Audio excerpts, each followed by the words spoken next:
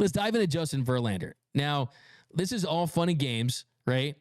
And this is hypothetical at this point. The Dodgers aren't in a desperate need for a starting pitcher at the moment, but for anyone that can say with a straight face that the Dodgers might not need a starting pitcher by the trade deadline, it just means you haven't been following this franchise for very long. We saw in 2021 what happened. You had the most stacked rotation in the league. You had Dustin May emerging. You had just signed Trevor Bauer coming off of Cy Young. Then, thanks to an injury to Dustin May and some off-the-field stuff with Trevor Bauer, you were in a position where you had to go out there and trade for a Max Scherzer just to have any chance of making the postseason. So, look, for me, starting pitching is very simple. You can never have enough of it, okay? Give me all the starting pitching that I can acquire.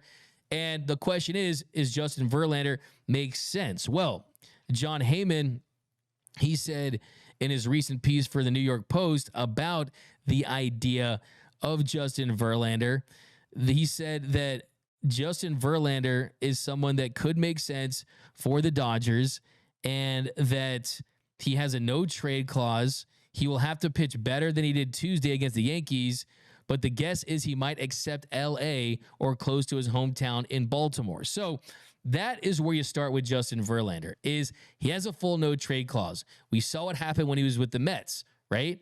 He exercised it and he led his way to New York, from New York to Houston, and that was his choice, right? So does he want to be traded with the Dodgers? Would he be willing to take a trade to a team that a lot of people have linked with the Houston Astros, right, as a cheater? That's the number one thing. But what I will say is when it comes to Justin Verlander and him and the Dodgers were legitimately interested in signing him a couple off seasons ago. They were completely interested in it. And this is before he ends up going to the Mets. Well, one thing we know about the Dodgers is if they're interested in you ever, they're probably going to be interested if you become available. We saw that with a lot of players, right? We saw it with Mookie Betts. We saw that with Max Scherzer. And Max Scherzer beat them in 2019. Him and Strasburg and the Nationals team, they ended up trading for him later.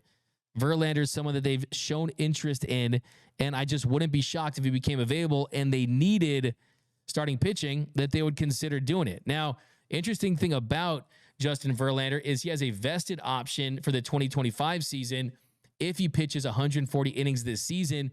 Right now, he's over 29 innings so far in 5 games. So he's around 110 innings away. Would he hit that? If he does, he has that vested option. So for me, Justin Verlander, he wouldn't be my first choice for sure. Would not be my first choice. But if you need a starting pitcher, he's someone that you could do worse, right? I mean, it just depends. Does Tyler Glasnow Yamamoto stay healthy? How does Bobby Miller look when he returns? Are they going to get a version of Walker Buehler that you would trust in the postseason? Is Clayton Kershaw going to return? And if he does, what role will he have? How will Gavin Stone continue to emerge, right? There's a lot of questions about the starting pitching on this team as far as can they sustain it? If you can sustain it, great. You have enough pieces to go into October and give yourself a chance to win. But look, Verlander has been pretty consistent. If you look at his numbers this season, the strikeout numbers have been down for a couple years. I mean, his K per 9 is at 7.06. He's thrown out 29 and a third innings so far. He's 41. The ERA is at 3.38. The expected ERA is at 3.39. The FIP is high, though. The FIP at 5.09 and the expected FIP at 5.12.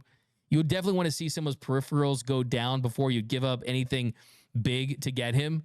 But if he has the leverage, right, with the no trade clause, if he made it clear, hey, only a couple teams I want to go to, Baltimore or the Dodgers, that's a way that you eliminate some of that leverage that the Astros would have, right? You wouldn't have to give up a crazy prospect return to get him compared to something like a Mason Miller trade. So just throwing it out there. He has been linked to the Dodgers. This is from John Heyman.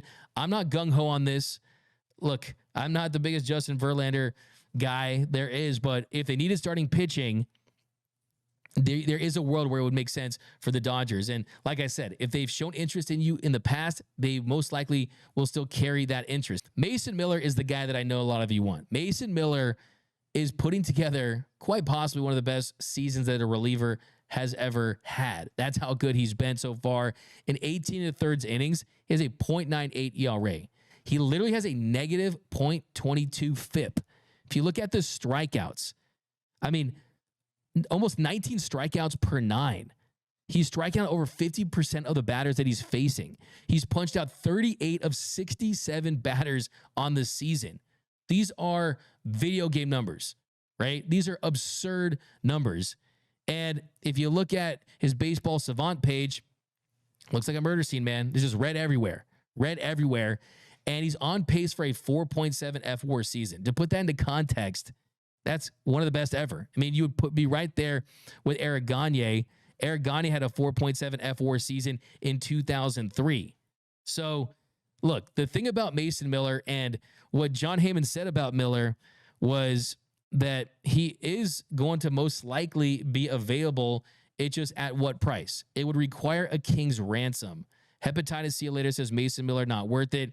The thing with Mason Miller that would concern me just a little bit is he throws so hard, right? He throws so hard. Currently, right now, Mason Miller's averaging 100.9 mile per hour on his heater, 100.9 miles per hour on that fastball. He's throwing it 57.9% of the time. Opponents are hitting 161 off it.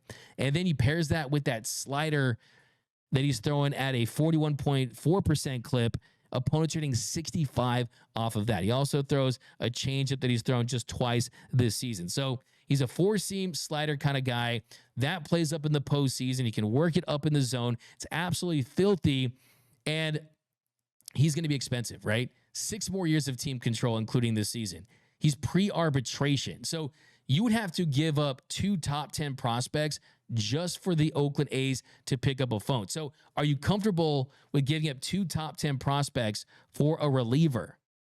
That's the question. Bleacher Report, they had a trade proposal recently where they proposed that the Dodgers get right-handed pitcher Mason Miller and the A's get catcher Dalton Rushing, the Dodgers' #1 prospect, the number 71 prospect in all of Major League Baseball. Outfielder Josue DePaula, the Dodgers' 2nd highest prospect. He's in the top 100 for MLB pipeline at 92.